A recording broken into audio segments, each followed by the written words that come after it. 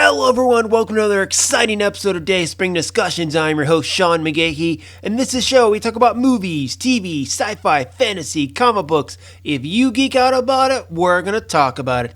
You can listen to Dayspring Discussions on iTunes, YouTube, Podomatic, Patreon, Spotify, Google Podcasts, wherever, guys. While you're there, go and rate, review, subscribe, then head on over to the Facebook group and Twitter account and join in the discussion. Well, hello, everyone. Happy Labor Day to you all. It is Monday. Hopefully, you have a day off to relax from your labor, I think is what this day is really all about.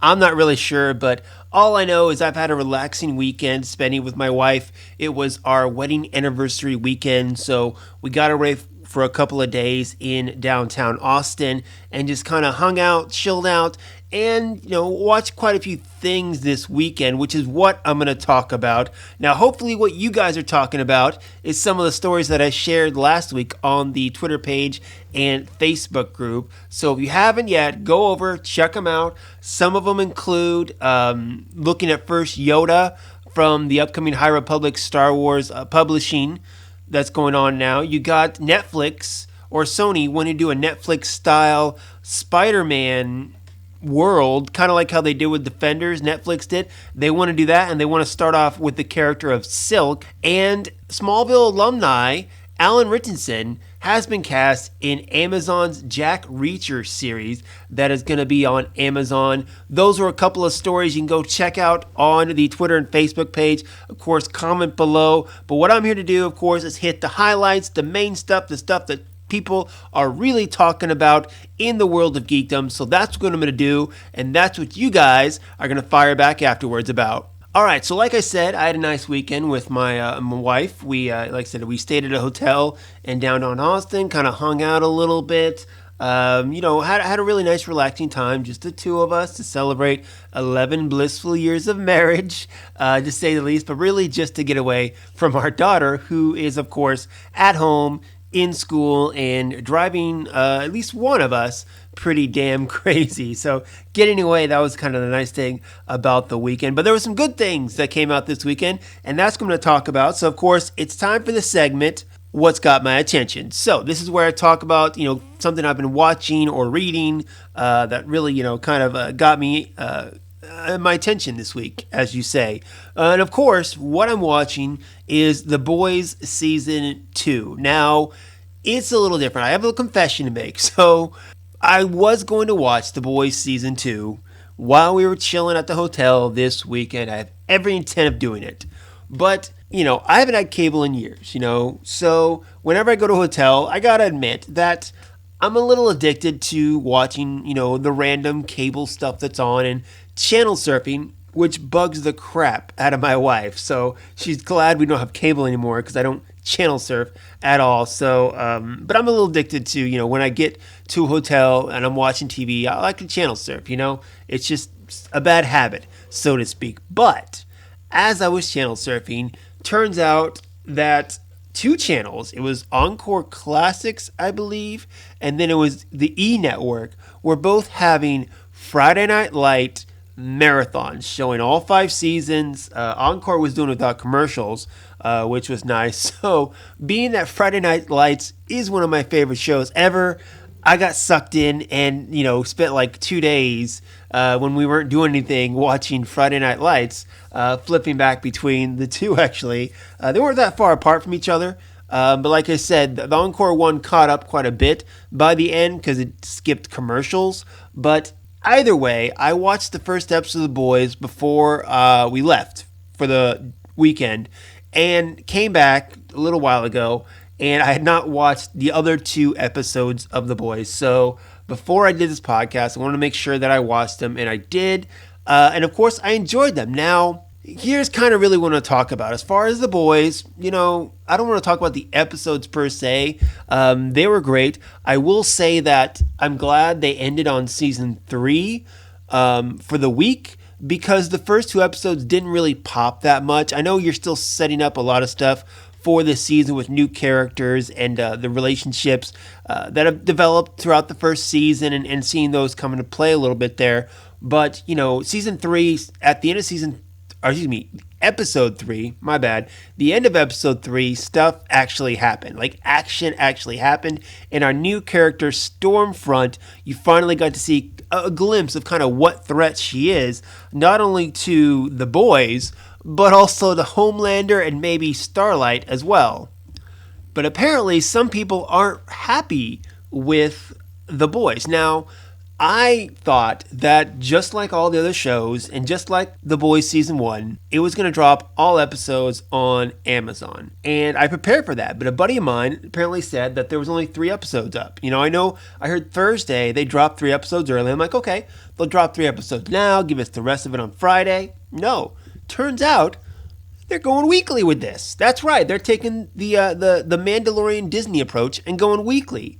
And people are pissed about this, okay? So I'm on this article on CBR.com, and it says The Boys Season 2 is being review bombed on Amazon due to its release schedule. And while people are liking the actual episodes, they are mad that they don't get all the episodes like they're used to when watching Amazon shows, because we got 3 episodes. The next one's going to be on Friday. You got 5 episodes, 5 weeks coming out, and people are pissed. So some of the stuff on CBR.com, on the article, you can go and it says, quote, "This is 2020. We don't want staggered released episodes. What a shame. I was looking forward to watching it. Now I'll just skip it and wait to be canceled. Then I can watch them all without any interruptions. Let's see here. No full season available. I give up. Where is my Netflix?" This one's my favorite one. Listen to this. "Not sure what moron decided this would be a good idea, but it is the worst idea ever. For now, I wait until the end of the season and binge the way I prefer. If this trend continues into other shows, i.e. Sneaky Pete, I will cancel my Prime subscription," here it comes, "and move on to Disney/Hulu, and will just download my Amazon series from other places." It didn't quote or say who any of these quotes were from in the CBR article, but this guy says move to Disney Hulu.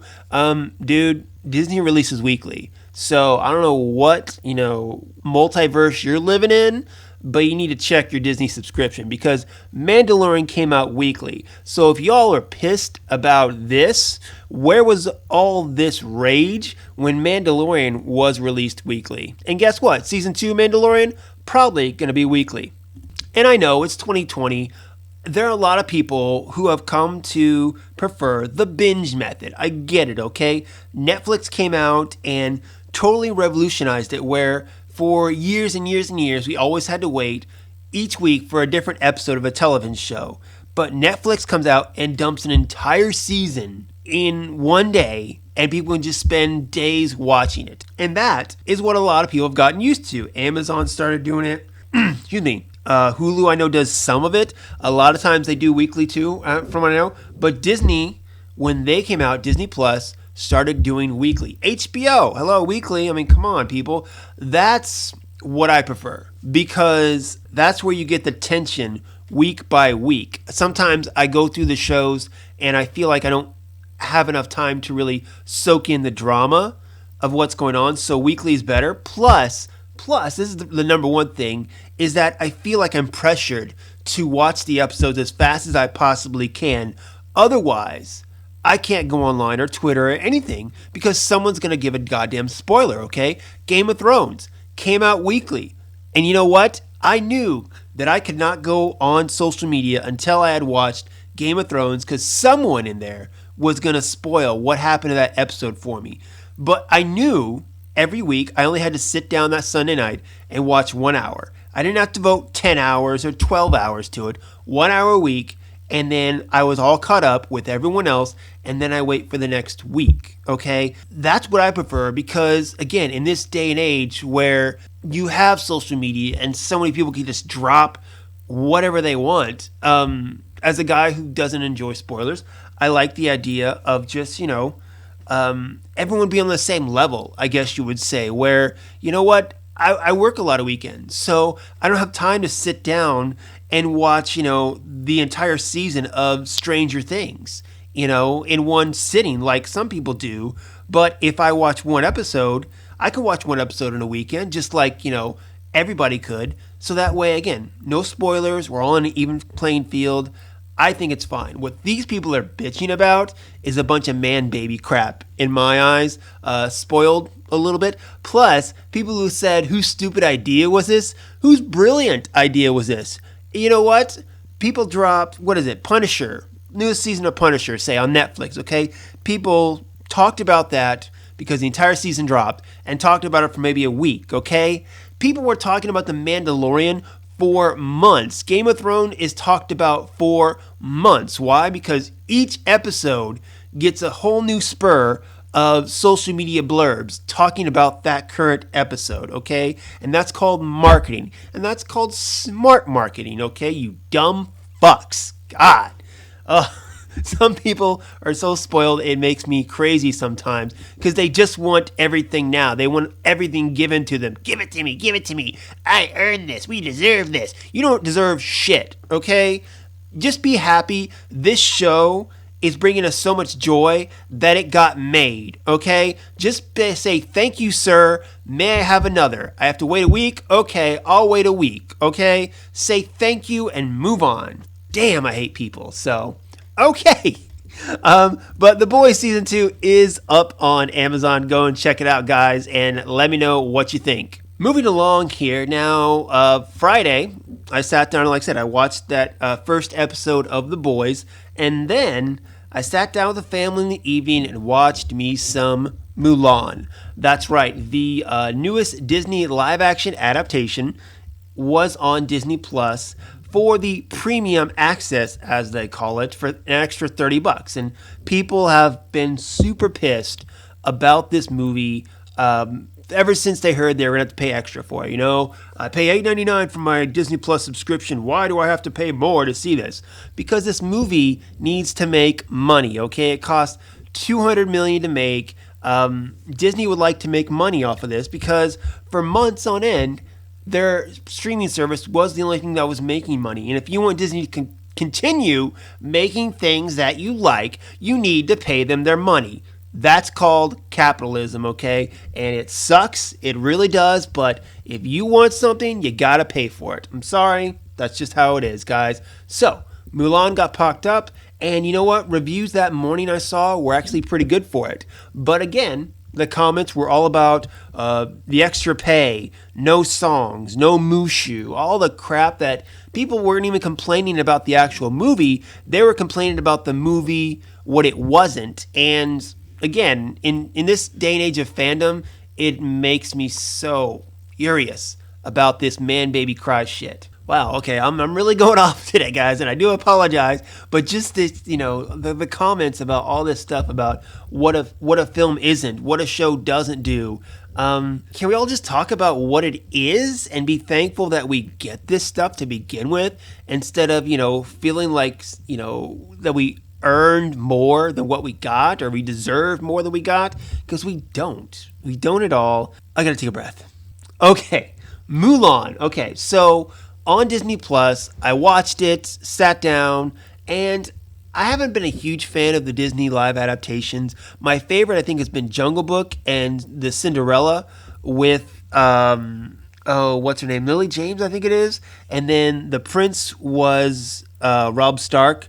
I forget his name, but, I gotta remind my wife that she was on her 5 list last year of guys she's allowed to sleep with. Every year for anniversary, we renew our top 5. Scarlett Johansson has been my top 5 for years, but I forgot Rob Stark was on her list last year. I mean, she might have forgotten about it, but I'll be sure to remind her. But anyway, wasn't a big fan of the Aladdin or the Beauty and the Beast, but I think that's because I'm a huge fan of the animated stuff, where I'm not as a huge fan of Jungle Book and Cinderella animated. So I'll be, you know, say right there I have a bias, I think, is why I didn't like it as much.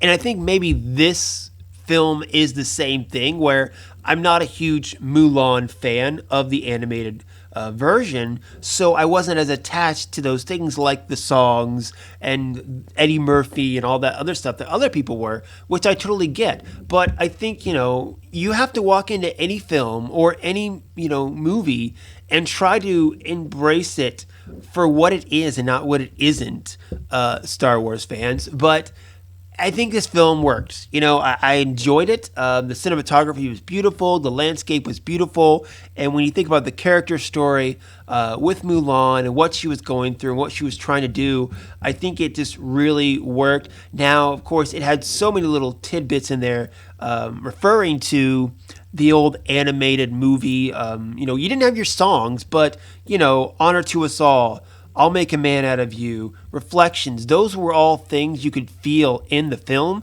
through score and dialogue.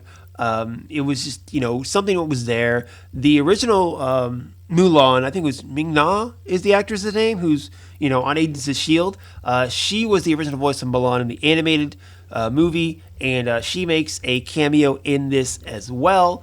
But again, this film, I didn't love it, but I think I liked it. I put out on my social media that I think it's like my top three behind Jungle Book and Cinderella as far as the live action adaptations. I think it's a good story. I think it's got a good message. The director, Nikki Caro, she's a good director. She's directed films such as The Zookeeper's Wife with Jessica Chastain, North Country with Charlize Theron, and McFarlane USA, a great Disney live action movie if you haven't seen it yet with Kevin Costner. And I'll put another one on her resume as a quality film, which again I enjoyed. Now, as far as problems with the film, I did have one big problem, but my problem with the film is something that people probably would not agree with. And in this day and age, of course, this is a story about a Chinese, woman disguising herself back hundreds of years ago, and it's all set in China, but yet all these Asian actor and actresses are speaking English, and of course North America being one of the biggest audiences for films, of course, and a lot of people don't like subtitles, so they want you to cater to them. I'm not going to do that spiel. I'm not going to go off in the man baby spiel, I promise. But to me, I think the proper thing would have done, or should have been done, was make it subtitled and everyone would speak Chinese. I don't think a lot of people would agree with me on that, but something bothered me about trying to tell a serious adaptation about this, legendary Chinese myth, character, historical figure, whatever, and they're all speaking English the whole time. Something about that just kind of bothered me, and I feel like as an art form, they should have really just, gone full blown, speak Chinese and give us American subtitles. And people would not like that. I totally understand. People would not like that in general, but I think it would have felt better for me because something just didn't feel right about this story being told from these characters speaking English the whole time. As far as weaknesses within the storyline, I think, the villain wasn't great, played by Jason Scott Lee. He wasn't great, but the other one, the woman villain in this, I thought was really great, actually. I think she was probably the most interesting character of them all, in my eyes, with her character arc. Donnie Yen doing what Donnie Yen does. He did a real good job. And then supporting cast was all fine. The main character, I'm not going to try to say her name, actually, because I'm just going to mess it up. But I thought she was a great actress for what she had to do. And again, I just feel like I would have felt better about it if they would have gone all in on, making this a Chinese movie and then just have American subtitles. I'm curious, though, given that China is the second biggest market, if, they took the time to actually make this movie and have everyone speak Chinese. I think it would do really, really well if, in China, if they would have done that, but I don't think they did. So I just, I don't know, if you know this, let me know, because I feel like it's almost condescending to take this, again, Chinese story, a famous Chinese story, make it in English, and then go back and have people in China watch it, but you're dubbing it in Chinese because the Asian people in it are speaking English. You know what I'm saying? It seems a little off to me is really all it is. But I did enjoy the film, yes. And you know what, guys, it's $30. Okay, this movie was supposed to come out in theaters. I sat down with three other people. If we would have went to go see this movie in theaters, it would have cost $50. But instead, we got to sit on the couch in our jammies, turn the lights off, big screen TV, turn the volume up. I had a beer. A couple people had some snacks, popcorn that we didn't have to pay another $50 for, okay? And a part of me wishes I could have seen it in theaters because, like I said, it is really good to see up on screen. It was beautiful cinematography, great landscape. So part of me wishes I could see it up on the big screen, but it's what we got. I wanted to see this movie, and I think the $30 was well spent considering I own it now. I can watch it whenever I want. You're not paying $30 to rent it like you were doing with Trolls or some other movies. You're actually buying this one. So I think it's worth it in my eyes. And if you want, wait, till December. It's going to be free on Disney Plus. That's totally understandable. If you were super excited to see this movie, I understand. Wait. That's fine. I think you'll be fine. But if you really wanted to see it, just pay the $30. Split it between a couple of friends. Again, turn the lights off, turn the sound up, grab some beers and popcorn, and just enjoy it, guys. Is kind of what I have to say. But if you did see Mulan, or if you did purchase it, fire back. Let me know what you think about it. dayspringdiscussions@gmail.com, Facebook, or of course Twitter account.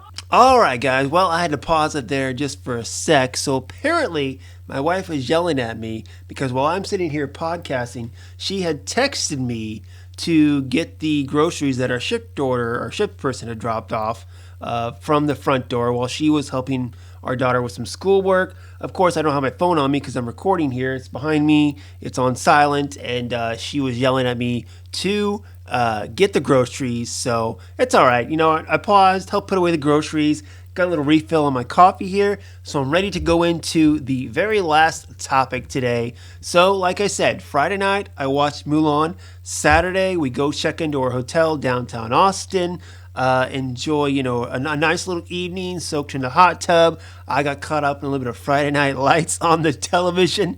And then Sunday, we go out and go to Kirby Lane, off Lamar for breakfast, which I've been there forever, and oh my God, God, I missed it. So, I haven't been to that place in a while, and it was good, definitely good.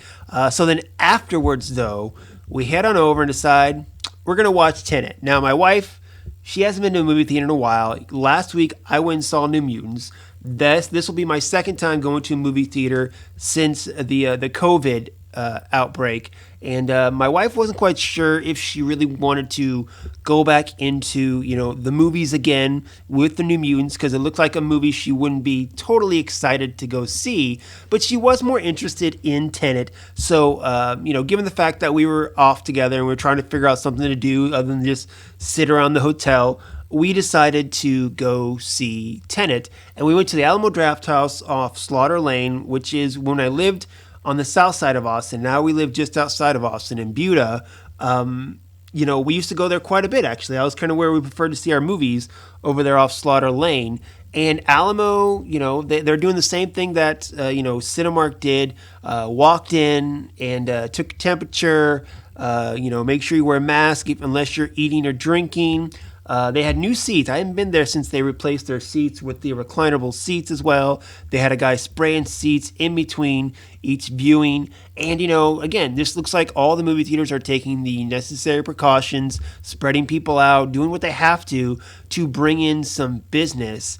And Tenet is, a movie that definitely needs the business because it's a Christopher Nolan film. So they gave him a lot of money to make this movie, to say the least. So this movie needs to make a lot of money to even break even, I think. And honestly, I don't think it's going to get there because a lot of people are still cautious about going back into the theaters, which I get it. But, if anyone can draw people to the movie theaters, it's Christopher Nolan. Now, full disclosure, Christopher Nolan, while I think he is a fine filmmaker, I always say I think he's a little overrated in my eyes. I know you guys can go ahead and send me the hate messages all you want. I'm not saying he's horrible. I'm just saying he's not as great as some people think he is. Besides, the Batman movies like Dark Knight, Batman Begins. To me, my favorite movies of his would probably be Insomnia and The Prestige. Are kind of two of my other favorites, really. I know people love Inception, and I never actually seen Interstellar. Still have not seen Interstellar to this day. So, you can take away my cool points for that, I guess. But anyway, walked into Tenet and, willing to give them the benefit of the doubt. I try to give every movie the benefit of the doubt with this one.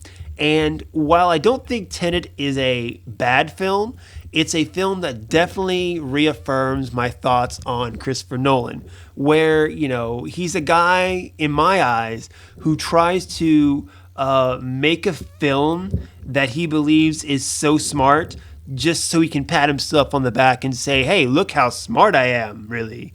I'm sorry. Yes. Again, send the hate messages. I can take it. Don't worry about it. So Tenet, not to spoil too much, it's time travel is really what it is. It's a spy, film where our agent, played by John David Washington, who of course is Denzel Washington's son, did a great job in this film, even though you don't even know his actual name. You never learn the character's name, but I've been following him ever since he was on The Rock's HBO series Ballers, is where I first saw him. Most people probably know him from Black Klansman. It was 2 years ago, I believe is what it was.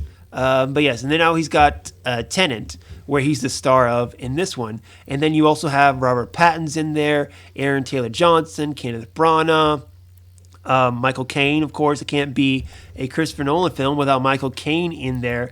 And he's got to stop Kenneth Branagh, who's this terrorist who is using pretty much time travel in a sense to end the world, is really what it comes down to. So he's got to stop him. Of course, it's one of those films you got to see a couple times. I watched it once and I got what he was going for, and you picked up on a few things. But I think Nolan makes you do it, really. He makes you go to a movie more than once to fully understand it, probably even 5 times if you want to get the full concept of it at least. But just from my one viewing, I think it's a fine film, but I honestly do not have a desire to watch it again, because to me it's a typical Christopher Nolan film where he tries to just say, hey, look how smart I am, guys, and not really give us too much character development. My wife enjoyed it more than I did, to say the least. So, depending on whose opinion you ask, you might get a different thumbs up or thumbs down from both of us. I'm saying it's the type of movie that if you're going to see it in theaters. And if you're definitely a Christopher Nolan fan, I think you will be satisfied with it. But to me, I think it was a lot of showboating, which, cinematography, his films are always shot great. They're done great.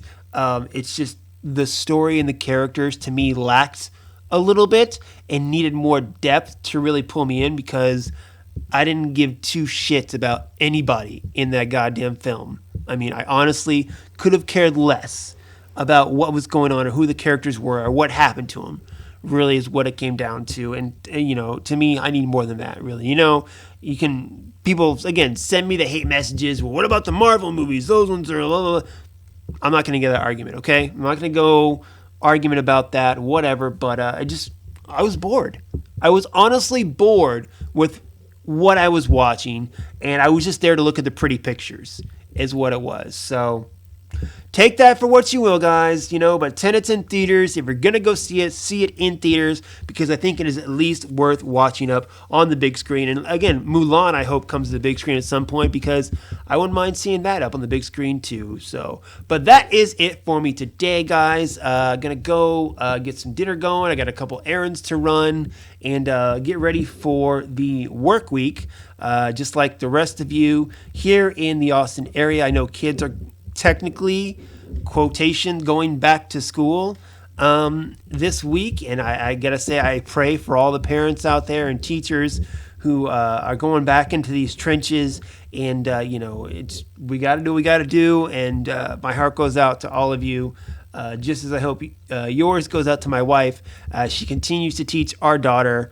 the very stubborn child who angers easily. Let's just say the Hulk ain't got nothing on her. So, but that's it, guys. Of course, fire back. Any other stories you want to talk about, you can post up on the Dayspring Discussions Facebook group and Twitter account.